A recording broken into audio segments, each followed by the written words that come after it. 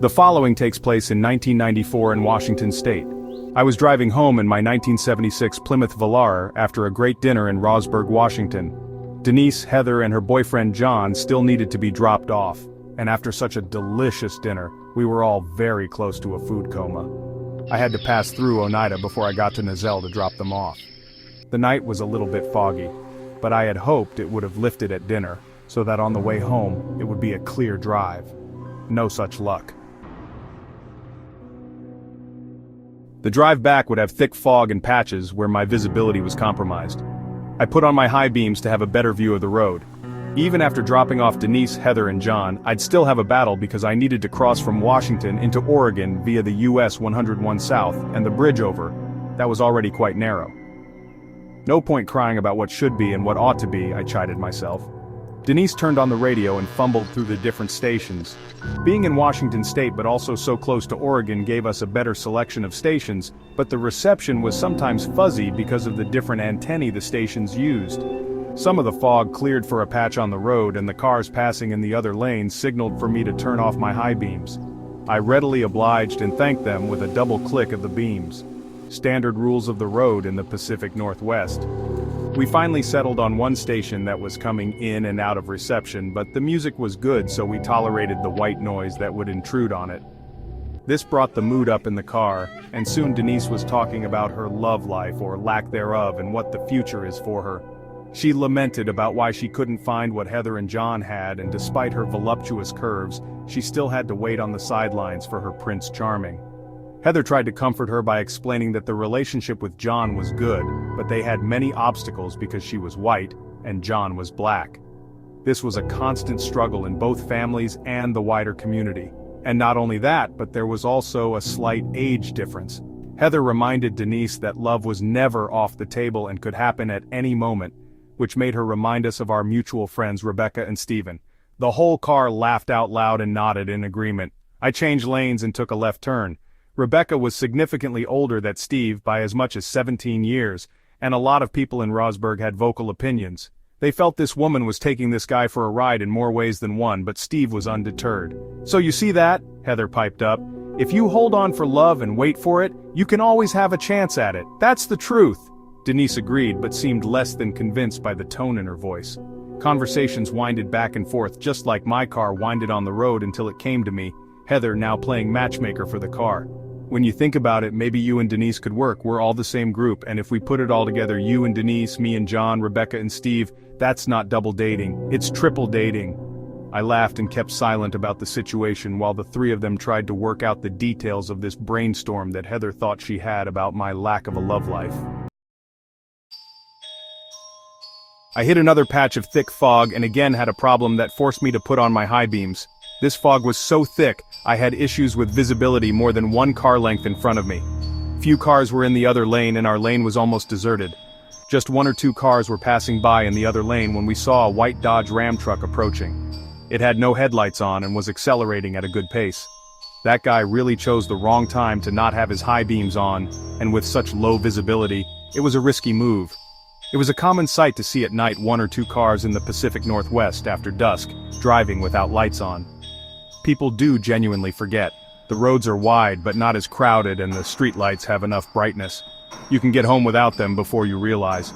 The police often just signal the driver with a click of their headlamps just to let them know and rarely pull them over. Even when they are stopped, drivers are only advised. It's one of the quaint quirks of the area. I thought I would just do the same thing but would quickly find out how wrong I was. Still on high beam setting, I clicked my lights once or twice at the Dodge extended cab flatbed before it passed so that it would turn on its headlamps. It passed without any such luck. Must have been out having a drink, I thought. Everyone else in the car continued talking, but I saw the Dodge in my rearview mirror slam to a stop and then make a U-turn.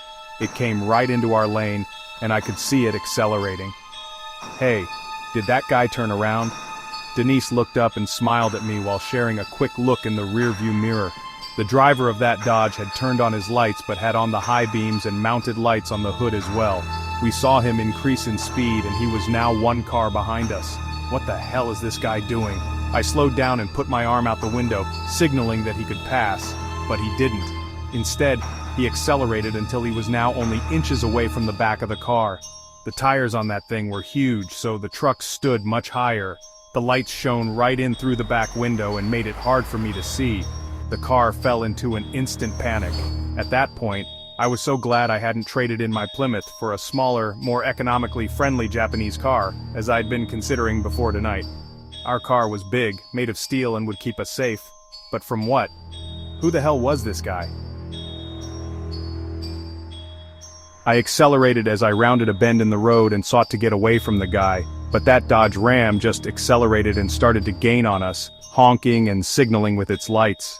We all panicked. I did not show it on my face, but inside my heart was beating and almost ready to come out of my chest.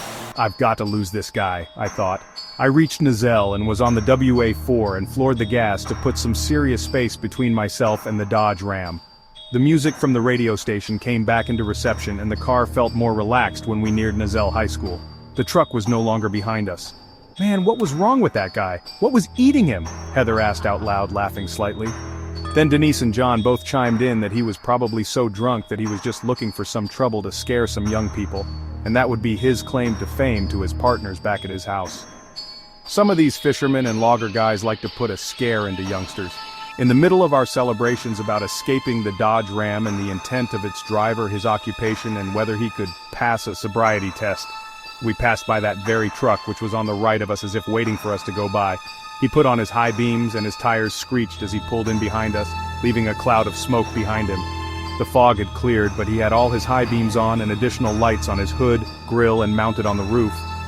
I quietly thought to myself that this guy decided at some point, maybe when we first passed one another, that he was going to kill us. I slammed my foot down on the gas again, and the Dodge Ram just carried on, with its blaring lights and honking. I told everyone in the car to hold on and began weaving in and out of the lanes, taking turns I knew would technically be illegal, but we had to get away from this guy. I started to hate Dodge Ram trucks and vowed to never buy one. I could still see him behind us and then I didn't. Everyone in the car sat still in stunned silence. We dared not celebrate too early.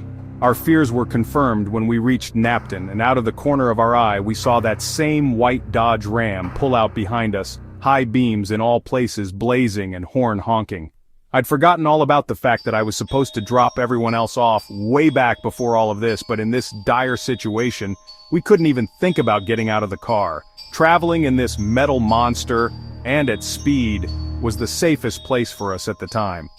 The Dodge Ram was now directly behind us, and it gave us a nudge on the bumper. Denise screamed and begged for me to go as fast as I could. I yelled back I was going as fast as I could, and there was no other way around this guy. The road was long and winding, but it was straight ahead with no turnoffs coming yet. There was no real escape. When I neared Megler, I slammed on the brakes to try to get the guy to ease off, but he held his ground. He only slowed down a little bit, but it was as if he wanted to slam into us. I thought I might have one last shot to save our lives and lose this guy. I thought about heading to McGowan and sped up like I was going to do so. I slowed down at the last moment and then turned left onto the Megler Bridge and started heading over. I looked in the rearview mirror to see the white Dodge Ram stop on the bridge, its high beams pointing forward and then turning off. All the lights just turned off. The truck just sat there as if observing us go over the Megler Bridge, and it could go no further. The Astoria-Megler Bridge took us from Washington State across the mighty Columbia River and into the state of Oregon, where I lived. The bridge was solemn, quiet, but it was a straight shot into Oregon, which upon arriving had its normal, steady, and smooth flow of traffic. 1 or 2 police cars went by. Well, if that guy shows up again, we can head straight to Astoria Police Department near Leif Erikson Street. That guy will get caught, I told myself in confidence. It was one of the few times I was glad to see police. That and the Century grocery store near my house. Denise, Heather, and John pleaded to stay the night at my house, which I was glad to oblige. On a night like this and after events like this, I didn't want to be alone. Everyone was still scared, but gradually starting to calm down after the chase. I still had not. I tried to be discreet, but snuck a quick look on every corner on the way home, watching out for that damn white Dodge Ram. I got to my house, parked outside, and when we got out of the car, we looked both ways before going inside. We scurried over to the steel doors. I unlocked them and we slammed them behind us as we dashed up the stairs to my apartment. Once inside, we felt safe again. We looked out of the living room window overlooking the street and saw nothing to make us think the guy was there. We all slept in the same room that night, the lights on in the room and with the radio giving us some white noise in the back. It was for security, and made us feel better. I vowed to take them home in the mid-morning so that I had the full light of day to get them home. Then I could get myself back over that bridge. This way I hoped to avoid that psycho if he was still out there. We never did get a satisfactory explanation for what happened on that night, and none of us understood it either. All we could do is know that we could have all lost our lives on that night. As some type of treat or reward to my Plymouth for handling itself so honorably, I decided to book it in for a tune-up, pressure wash, inside vacuum and new tires at the Shell station. If you enjoyed this story and want more great content, please subscribe to High Class Gear, give us a like, and hit the notification bell so you always stay up to date with the content.